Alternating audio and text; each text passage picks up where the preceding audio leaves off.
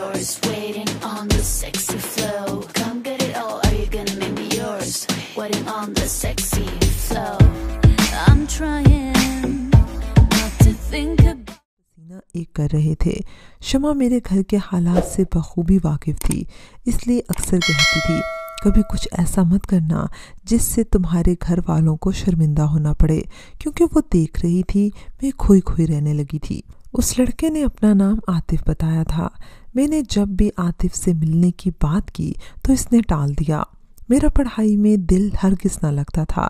इस बार का रिज़ल्ट भी अच्छा नहीं आया। हम दोनों बहनों ने इंटर कर लिया था, अब आगे पढ़ना था, मगर मेरा दिल तो पढ़ाई से जैसे हट ही गया था।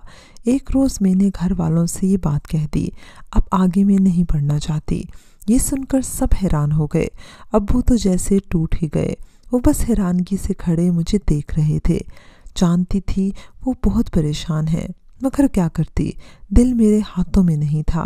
माँ बाप बेचारे क्या करते, वो चुप हो गए। अब मैं घर में रहती थी और हर वक्त इसे फ़ोन करने के बहाने ढूंढती रहती थी। अम्मी बहुत कमज़ोर हो गई थी, सिलाई करना इनकी बस की बात न रही थी। तभी आपी ने इनको सिलाई से रोक दिया। वो खुद ट्यूशन पढ़ाकर अपनी फ़ीस अदा करने लगी। अब्बू अभी भी मेहनत कर रहे थे। इनका ख्याल था हिरा न सही, हुमत ज़रूर कुछ बन जाएगी। इस बात को 1.5 साल का अरसा गुजर गया। फिर अब्बू ने सोचा कि अगर मैं पढ़ना नहीं चाहती तो क्यों ना मेरी शादी कर दी जाए। फुप्पो भी अब इसरार कर रही।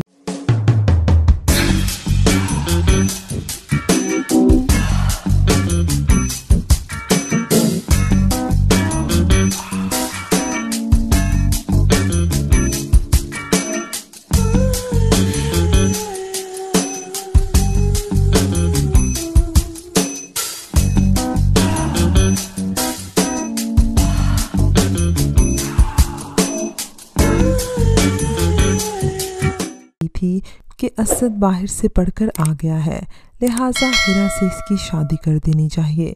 लेकिन मुझ में इतनी हिम्मत नहीं थी कि अब्बू से कुछ कहूँ।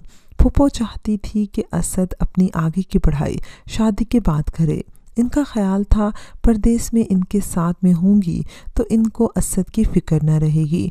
लेकिन मुझ में ये हिम्मत ना थी कि घर वालों पर ज़ाहिर करती कि मैं किसी और को पसंद करती हूँ। चुपचाप देख रही थी कि किस्मत का क्या फ़ैसला होता है। फिर वो दिन भी आ गया कि मुझे मायूं बिठा दिया गया और मैं एक बेजान बुत की तरह मायूं बैठ गई। शादी से 2 दिन पहले दिल की बेकरारी बहुत ज़्यादा बढ़ गई और मुझे खुद पर काबू न रहा।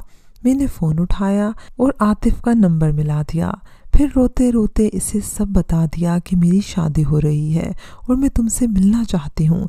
इसने अपना पता बताया और हमने एक होटल में मिलने का प्रोग्राम बना लिया। शादी में 1 दिन रह गया था। शादी क्योंकि ख़ानदान में हो रही थी, लिहाजा कुछ मेहमान हमारे घर और कुछ फुप्पो के घर ठहरे हुए थे। सभी खुश थे क्योंकि 2 घर एक होने जा रहे थे। घर में हल्ला गुल्ला था, लेकिन मेरे दिल में सन्नाटा था। शादी से 1 रात पहले तकरीबन 8 बजे शब मेहमानों से आंख बचाकर आतिफ से मैं मिलने चली गई। एक दुल्हन का मेहमानों भरे घर से निकलना आसान नहीं होता।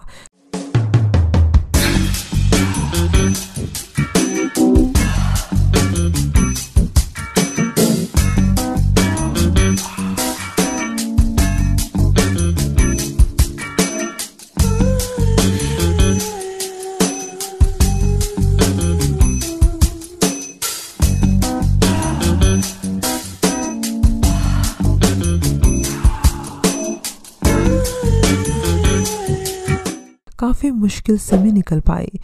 जब मैं वहाँ पहुँची तो बहुत घबराई हुई थी।